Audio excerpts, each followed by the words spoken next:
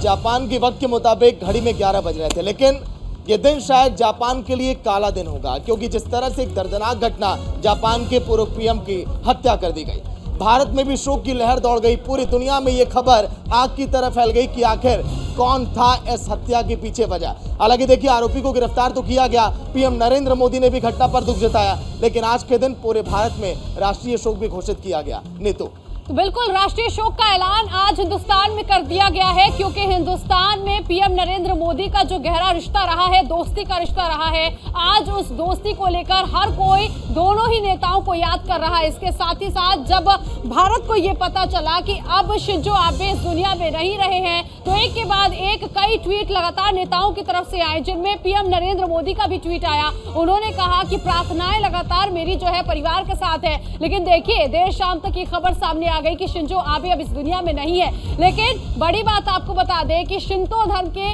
अनुसार अब Shinzo Abe का आज अंतिम संस्कार किया जाना है। चारों बिल्कुल, देखिए जापान के पूर्व प्रधानमंत्री शिंजो आबे की जिस तरह से हत्या की गई वो बेहद दर्दनाक थी और इसकी वजह से आज राष्ट्रीय शोक का ऐलान किया गया है। आइए अब आपको ग्राफिक्स के जरिए बताते हैं शिंजो आबे के बारे में। जापान के सबसे युवा प्रधानमंत्री थे शिंजो आबे, 2 बार जापान के प्रधानमंत्री बने थे शिंजो आबे।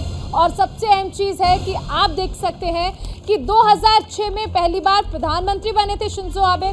फिलहाल एक इलेक्शन कैंपेन कर रहे थे, जिस दौरान गोली मारकर उनकी हत्या कर दी गई।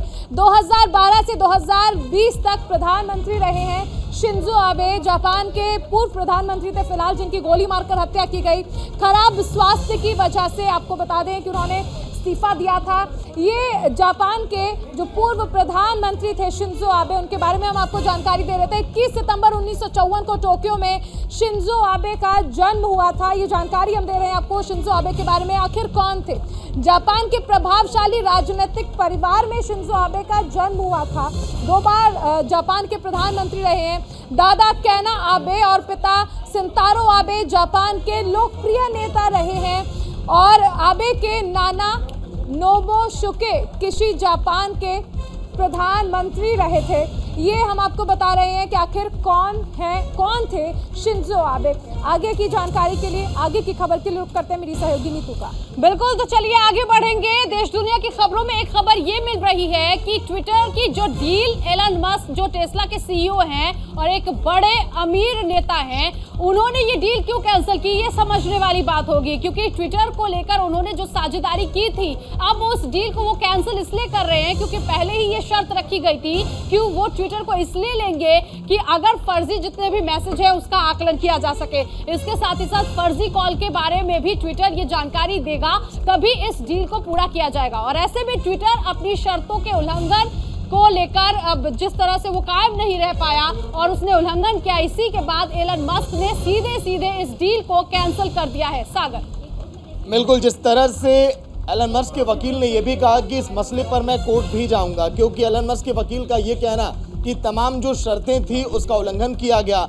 उन नियमों का उल्लंघन किया गया, और ट्विटर के चेयरमैन ने यह कहा है कि आखिर ये डील क्यों कैंसिल की गई, इस पर वो कड़ी कार्रवाई भी करेंगे। लेकिन एलन मस्क का ये कहना कि लगातार देखिए इसमें गिरावट आ रही है, कई ऐसे फेक अकाउंट्स थे जिसको देखिए वेरीफाई नहीं किया गया, बताया नहीं गया, कई ऐसी जानकारियां जो मांगी गई थी मस्क की तरफ से वो नहीं पहुंचाई गई, इसीलिए मस्क यहाँ पर थोड़े नाराज भी दिखाई दिए। अगर हम बात करें एलन मस्क की, तो दुनिया के सबसे अमीर ये शख्स है, इन्होंने 44 अरब डॉलर में खरीदा था ट्विटर को। लेकिन इसके बाद लगातार जिस तरह से सवाल ये खड़े हो रहे थे कि क्या ट्विटर पहले की तरह रफ्तार पकड़ेगा, क्या और आगे इसके शेयर बढ़ेंगे, क्या और फायदे में मस्क पहुंचेंगे, लेकिन अभी तक वैसा दिखाई नहीं दे रहा था। चारुल, बिल्कुल, देखिए सबसे अहम चीज़ है कि ये जो एलन मस्क की तरफ से ऐलान किया गया है, इसके बाद कई सारे कानूनी पचड़े में एलन मस्क भी फंस सकते हैं, क्योंकि दरअसल ट्विटर की ओर से कहा जा रहा है कि बहुत सारी ऐसी लीगल फॉर्मेलिटीज थी जिसमें ट्विटर की ओर से काफ़ी नुकसान जो है ट्विटर को हुआ है। लगभग 6% शेयर जो है